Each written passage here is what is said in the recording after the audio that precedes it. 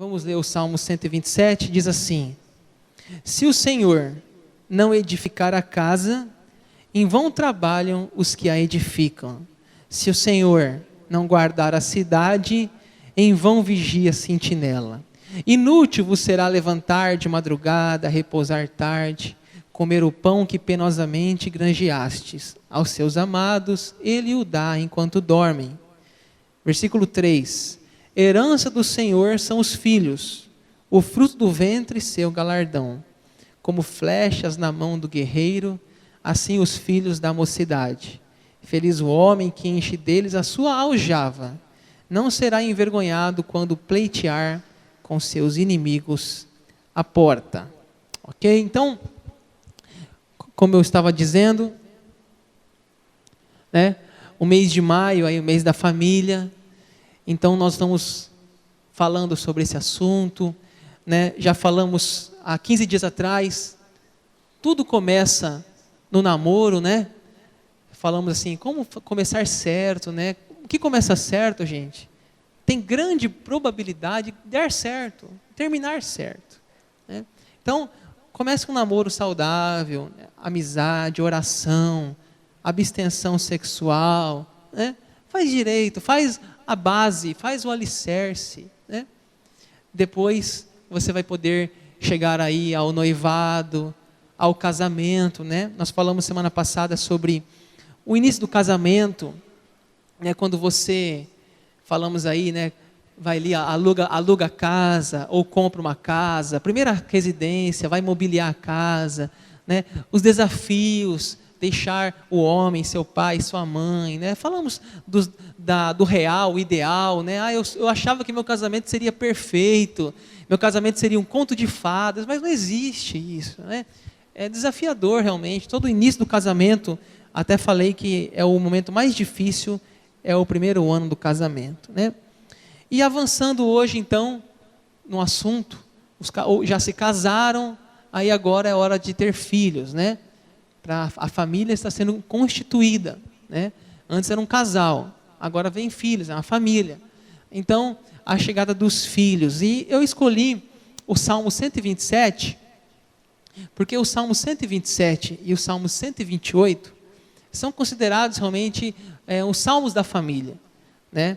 Então, eu quero só fazer um rápido resumo aqui desse salmo, né? A primeira parte do salmo, que está até grifado ali no Data Show, né, fala assim: se o Senhor não edificar a casa, em vão trabalham os que a edificam. Se o Senhor não guardar a cidade, em vão vigia a sentinela, né? Ou seja, o trabalho sem a bênção de Deus é inútil, né? Você pode ter grade na janela, você pode ter um vigia noturno, você pode ter um pitbull no quintal da sua casa, você pode ter cerca elétrica, mas se o Senhor não guardar, é em vão, né? É em vão. O Senhor tem que guardar a cidade. Em vão é o vigília, em vão, o Salmo diz isso, inútil é a sentinela montar guarda, né? Então, a gente precisa reconhecer que precisamos de Deus em nossa família, em nosso lar, guardando, protegendo, nos livrando, né? E a segunda parte do Salmo, eu não coloquei aqui, mas se quiser acompanhar, que é o destaque de hoje, é o versículo 3, que fala assim: herança do Senhor são os filhos, né? Podemos repetir essa frase? Herança do Senhor são os filhos, né? Na linguagem de hoje diz assim: os filhos são um presente de Deus, né? Do Senhor. Os filhos são um presente, é como se Ele mesmo desse, né, em nossas mãos. O privilégio de ter filhos, é um privilégio, né? E a gente pode também ver aqui no Salmo um contexto da agricultura, né? Que fala assim: feliz o homem, né? Feliz o homem que enche deles, né, a sua aljava. A aljava era onde guardava as flechas, né? Não será envergonhado quando vierem os seus inimigos à porta. O contexto da época é que a família, quanto mais filhos tinha, era melhor. Os filhos iam para a lavoura, os filhos ajudavam a proteger, né, os pais dos inimigos. Então, no contexto bíblico, era uma defesa, né, E a gente então entende que esse salmo é da família da sua época, do seu tempo. É claro que talvez hoje a gente não consiga mais ter tantos filhos, né? A gente não consegue hoje ter aí 4, 5, 6, sei lá, 10 filhos, né?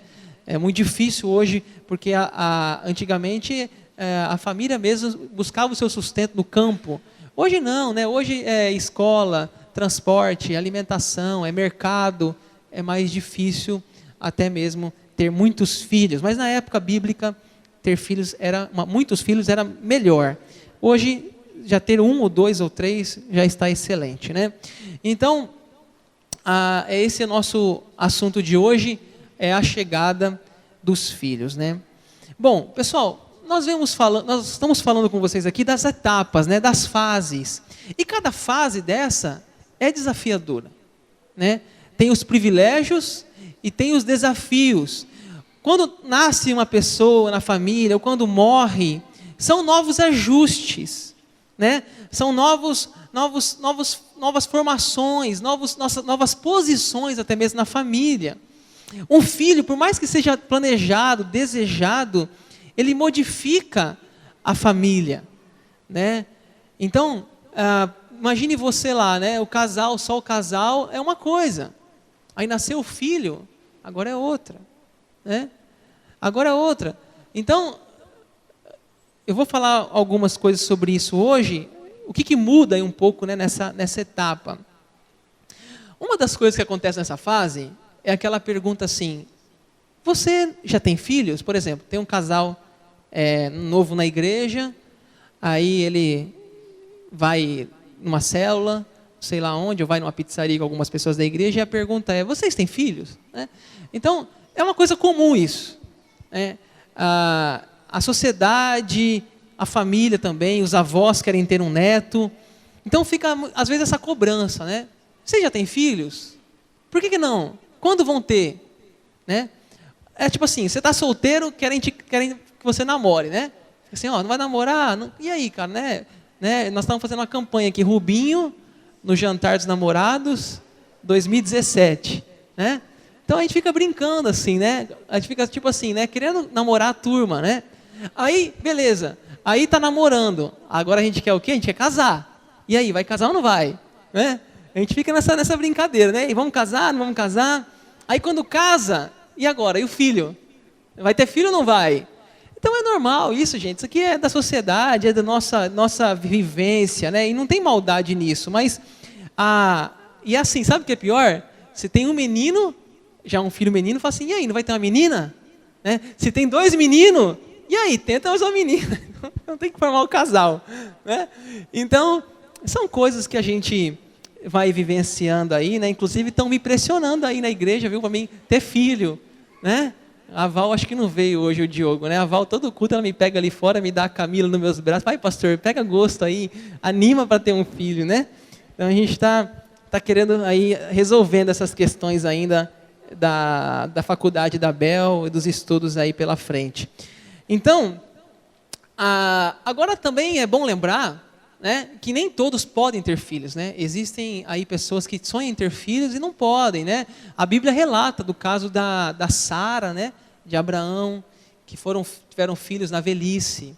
A Bíblia relata também a Ana, né, Eucana, lá do livro de Samuel, que ela queria ser mãe e ela engravida o Samuel e consagra a Deus. Então também tem essas dificuldades aí, esses processos. A medicina hoje está bem avançada, né, tem novas formas aí, e claro que os valores não são baratos, mas hoje existem também outros caminhos, mas é claro que é sempre uma ansiedade aí, né? Essa questão dos filhos, ou uma cobrança também muitas vezes. Eu estava fazendo esse estudo aqui, me lembrei de um filme que eu assisti, eu estava lembrando, não tive tempo de pegar o trailer, mas eu estava me lembrando do Shrek, quando acho que esse aí é o número 3, Shrek 3, né? Quando eles agora são pais, né? E eu acho que, se não me engano, são trigêmeos, né? E é engraçado o filme, assim, ele trocando fralda, ele dando banho na lama nas crianças, né? Enfim, é um desenho muito divertido, é um desenho para a família também, e mostra esse início dos filhos, o casal, né? Esse momento aí também importante e desafiador. Bom, então vem a gravidez, né? Vamos falar um pouquinho sobre a gravidez, né? Mês da família, vamos pegar essa fase aí de mudança. A gravidez é um momento, assim, muito, às vezes, delicado na vida de uma mulher, né? Na vida do marido também, mas mais a mulher. Porque, às vezes, não é tão romântica a gravidez, né? A gravidez, ela gera, muitas vezes, angústia, ansiedade, né? Por exemplo, agora, é o negócio da Zika, né? Do vírus da Zika. Quantas grávidas, né? Preocupadas, né? E se o meu filho, né, nascer com esse vírus, né? E se meu filho nascer com síndrome de Down, né, doenças aí? Então, aquela preocupação, né, aquela ansiedade, mesmo que não seja real, né, não seja verdadeiro aquela situação, mas a preocupação, né? E você sabe que a gravidez, ela pode causar assim, né, as mulheres desejos incontroláveis, né? Esse negócio é estranho, né? Será que é verdade? A mulherada abusa, né? Estou brincando, dizem que é verdade os estudos, né? Por exemplo, eu quero comer algodão doce meia-noite, né? O cara sai desesperado numa festa de criança para achar um algodão doce, né? Então, esses negócios assim, né? Desses desejos incontroláveis, né? Quero comer aquilo, senão vai nascer com a cara disso, né? Então, fica essas histórias aí, e a gente sabe que isso é verdade, claro, né? Mas as mulheres talvez ficam mais, né, sensíveis aí, hormônios, a flor da pele, né, momentos de euforia, alegria, pânico, né, desafios. Será que nós vamos dar conta de cuidar, né? Será que no parto vai estar tudo bem, a minha pressão vai estar bem, né? Os médicos vão fazer o procedimento correto? Será que vai ser, né, normal, né, ou cesárea? Enfim, gera-se muita expectativa. Daí aquela coisa, né? Aí assiste na televisão uma notícia que uma mãe morreu na gestação em Rondonópolis. Aí a mulher desespera, né? Fala assim, meu Deus, agora vai acontecer comigo. Né? Às vezes são medos, até infundados, né? Infundados, mas são reais. Às vezes o que ela precisa é simplesmente conversar, né, com o seu esposo, com o médico, né, com uma amiga, e vai acalmar, né? E a gente sabe, pessoal, que hoje a mulher não engravida sozinho mais, né? A mulher não engravida, né? O próprio Carlinhos aqui falou isso aí, estamos grávidos, né? Estamos grávidos, o Carlinhos Falsetti, quando esteve aqui na igreja, ele falou, estamos grávidos, né? Aí talvez alguém não entendeu, né? Mas como está grávido? Será que está gravidez, né? Não, é que o homem faz parte já hoje, né? Uma cultura já moderna. Os homens estão participando mais, né? Desse momento. Eu vou falar mais sobre isso daqui a pouco. A escolha do nome, né? Interessante assim, o primeiro nome é ligado à fantasia e o segundo à tradição, né? O primeiro nome você escolhe, o segundo a gente ganha, né, o sobrenome da família. Então, interessante que a religião é um dos maiores influências, né, no Brasil, né? Isaac, Emanuel, Esther, Rebeca, enfim, muitos nomes aí bíblicos que no Brasil são muito usados, né? Alguns se inspiram em jogador de futebol da Alemanha, né? Aquela família lá que colocou um Xerox, outro copiadora, outro fotocópia, a outra não sei o que, coitado, Scherzer-Line, né? Judiou dos filhos. Mas é certo que o IBGE lançou agora uma pesquisa, achei interessante essa pesquisa, uma pesquisa falando sobre, essa pesquisa é 2010, e no Brasil existem 130 mil nomes diferentes. É muito nome. 130 mil, né? Então tem uma lista ali, ó. O nome mais comum vem naquele lado esquerdo, de cima para baixo. Então, Maria, 11 milhões. Né? Aí vem José, segundo lugar. No Brasil, tá? 2010, essa pesquisa. Ana, João, Antônio, Francisco, Carlos, Paulo, Pedro, Lucas. Aí vem para cá, Luiz, Marcos, 2 Luiz ali, não sei o que aconteceu, Gabriel, com S e com Z, desculpa, verdade, Luiz com Z, Luiz com S, Gabriel, o pessoal gosta de Luiz mesmo, hein? Se somar os 2 Luiz, acho que quase, não, vai ficar 2 milhões só, Gabriel, Rafael, Francisca, Daniel, Marcelo, Bruno e Eduardo, então estão aí os nomes mais comuns e a quantidade na frente, você pode acessar lá, por exemplo, você vai chegar na sua casa, vai colocar, agora não, tá pessoal, tira o celular aí, vai colocar lá IBGE, nomes, né? Aí você vai ver o seu nome, quantas pessoas têm o seu nome, né? Eu conheci uma moça agora em Cuiabá, ela chamava Raila, e eu nunca tinha ouvido Raila, nós entramos nessa pesquisa aí, são 111 Raila no Brasil. Então, quem sabe aí você vai encontrar depois, tá gente? Não é agora não, o seu nome lá na pesquisa, ok? Vamos para frente. Então, como eu estava falando, né, os primeiros dias do bebê, né, bebê recém-nascido, né, eu oro muito pelos bebês, né, por exemplo, porque eu sei que o bebê é uma idade muito delicada, né, as primeiras, né, vacinas ali são agora até mesmo essa vacina H1N1, né, que foi dada, essas crianças tinham que tomar, porque elas são mais sensíveis, né? Elas estão ainda numa fase de crescimento, de fortalecimento da saúde. Então eu acho que a mais nova aqui na igreja, se eu não me engano, é a Camila, né? Mesmo do Diogo, da Val. Então eu estava orando por ela, todas as manhãs, apresentando para Deus guardar a Camila, né? Porque é muito delicado ainda essa idade, né? Muito sensível a situações externas, né? E aí imagine o casal, né? Você e a sua esposa, bebezinho recém-nascido, né? Casal, primeira viagem. Aí você sempre tem alguém que fala assim, essa criança não está muito agasalhada não? Né? Aí você tira um pouco do casaco. Daí vem outro e fala assim, acho que ela está com frio. Agasalha mais. Então, como se os pais não soubessem nada, né? Assim, então a turma fica dando opinião, né? Fica dizendo o que deve fazer, o que não deve fazer. Não faltam palpites, né, para proteger, dar saúde, né, cuidar da saúde, né, remédio caseiro, enfim, o que não falta é pessoas falando. Eu me lembro uma vez, que a gente vai falando aqui, a gente vai lembrando da nossa vida, talvez você está lembrando da sua. Eu me lembro uma vez que Samuel era muito chorão, pequeno, até hoje, né, ele era muito chorão. E eu lembro, nós tínhamos um vizinho, eu morava numa kitnet, num apartamento, e tinha um vizinho embaixo da nossa casa, que eu acho que o Samuel chorava tanto, que um dia ele falou assim, leva o Samuel para benzer, né? Ele falou para mim, sabia que eu era pastor ainda, né?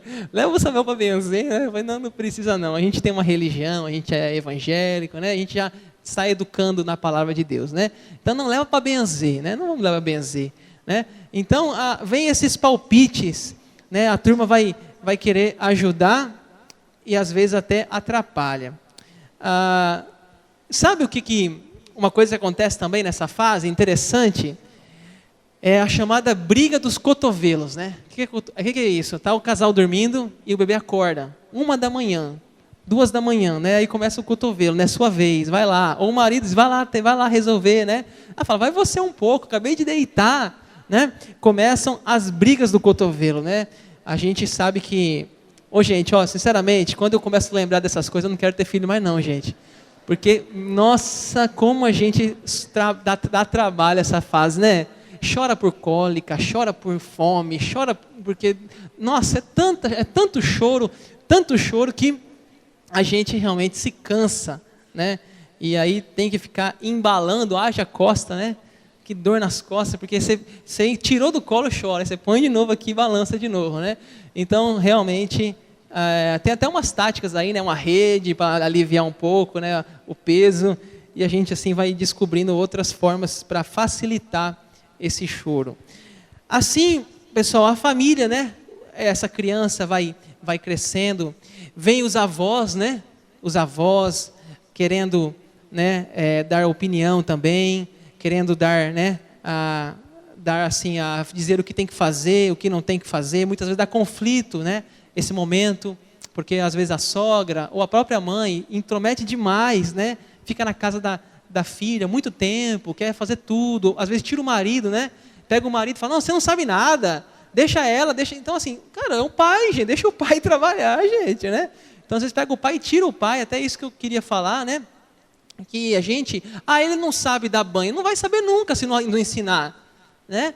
Então a gente tem que incentivar os pais a ajudarem aí no assunto, né, das crianças. Eu até tenho uma dinâmica para ajudar nessa fase, que assim, você pega o casal, no caso, né, você põe assim uma lista de coisas que a mulher faz. Né? Então a mulher amamenta. E o que o homem faz? Uma lista. Né? Então beleza, é isso que é o costume. Aí você adiciona. Então vamos pensar, o que a gente pode fazer a mais? O que a gente pode aprender? Né? Então o homem poderia ajudar a dar banho. Então deixa ele começar a dar banho. Né? Ou ele poderia trocar fralda. Né? Aí ninguém quer trocar fralda, né? Mas ele poderia ajudar a mulher, né? Até o André, eu sempre quando falo de fralda, eu lembro do André, né? O André disse que ele já é formado em universidade trocando fralda, né? Quantos anos trocando fralda, André? 6 anos trocando fralda, né? Porque a Maria Clara cresceu e Isaac começou. Então ele já está um especialista em fralda, o André, né? Então a gente fica brincando até com essas questões assim, mas é claro que o marido precisa ajudar, né? Precisa estar envolvido aí nesse momento tão importante da criança, né? E agora, né, somos 3, né? Aquele casal que antes, né, poderia namorar, né? Sonharam tanto, né, em casar, agora tem uma criança no meio deles, né?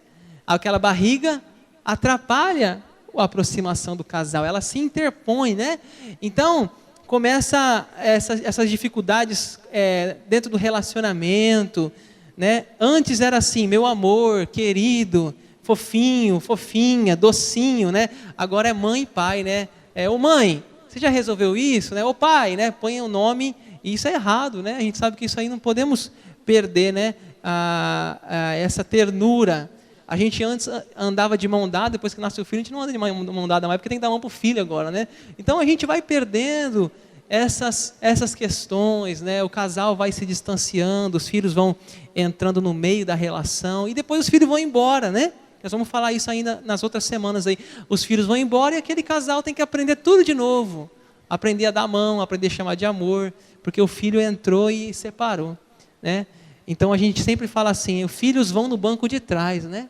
Não vão no banco da frente, diz a lei de trânsito.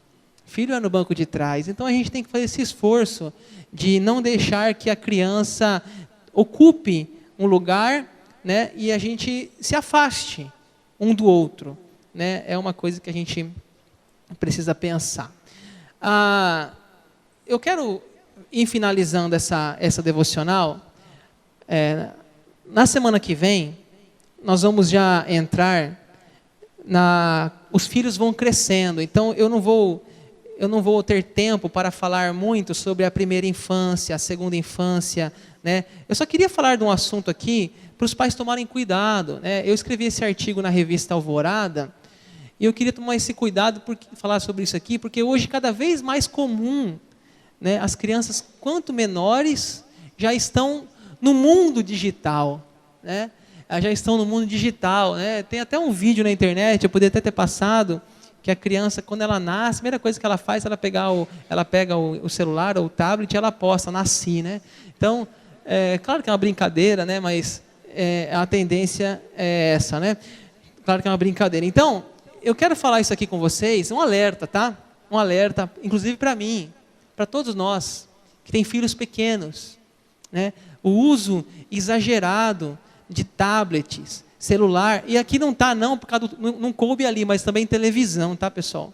Televisão também está ali, tá? Então eu quero fazer esse alerta, dizendo o seguinte, olha, as coisas estão mudando muito rápido, né? Antigamente, o que era? Era videocassete, né? Era máquina de escrever, Walkman, né? E mudou muito. E as coisas estão mudando muito rápido. E hoje, talvez um dos brinquedos mais comuns aí é o tablet, é o celular, né? É a televisão aí, criança fica assistindo televisão, né? Antigamente, né, era jogar peão, ioiô, pega-pega, esconde-esconde, bolinha de gude, papel de carta, né? Então, as coisas vão passando, vão mudando, e a gente tem que tomar muito cuidado, né? Até existe hoje tablet, né, emborrachado, tablet da Barbie, tablet dos Minions. Então, os fabricantes aproveitam esse negócio, né, para vender mesmo. E isso vem preocupando, porque você pega uma criancinha pequenininha assim mesmo, de 2 aninhos, 1 aninho, ela já sabe passar o dedo ali no celular, abrir aplicativo, fechar, ela já navega ali, né? Bem pequenininha, já está navegando.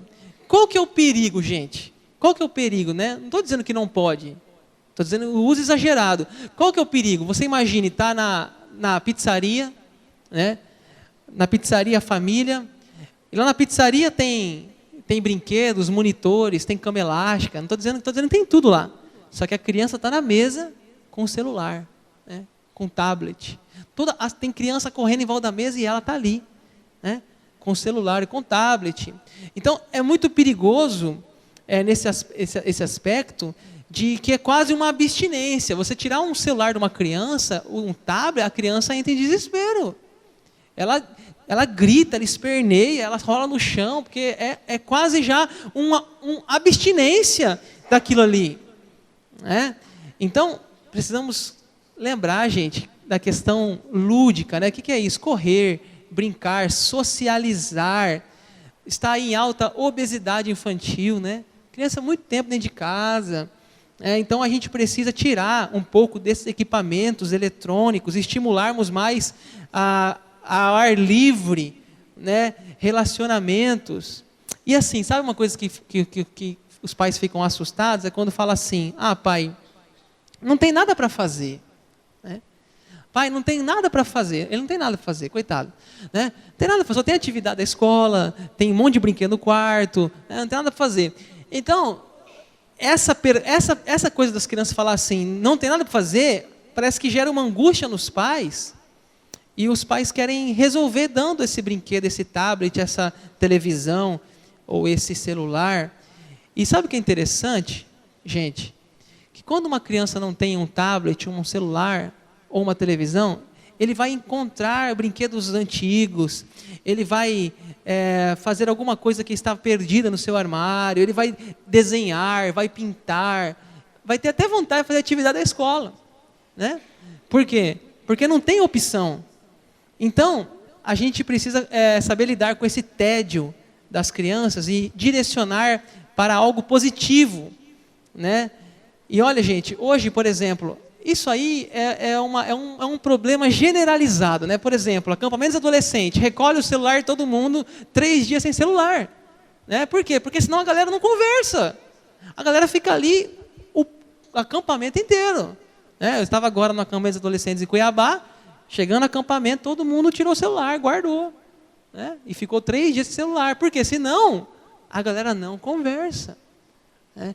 Então, assim, realmente hoje é um problema generalizado e eles estão começando cada vez mais cedo, né, a usar essas coisas e a gente precisa tomar cuidado.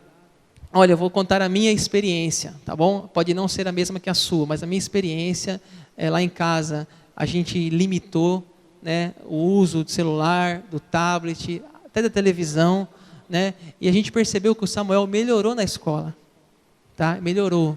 Ele ia pintar um desenho assim, ele fazia correndo, ele mal feito. Só que agora, quando ele não tinha o que fazer, de segunda a sexta, não tem tablet, né? Então, aí ele começou a valorizar os estudos, a atividade da escola, à tarde ele dormia um pouco, enfim, não ficava tão agitado, né? Porque a criança fica muito agitada, é muita luz, aquela tela multicolorida, aquela muita informação, ela fica agitada. Quem fala isso é Augusto Cury.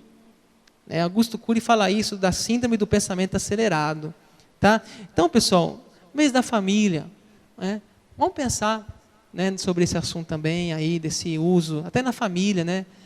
Como que a gente pode diminuir o uso desse equipamento em casa, né, do celular, enfim, quem sabe a gente faz um jejum aí, a igreja inteira de celular, porque eu fico dependendo para falar com vocês através do WhatsApp, para todo mundo aqui sem celular, a gente consiga se desligar um pouco desse negócio, né? Então, é um desafio aí para a gente pensar. Amém?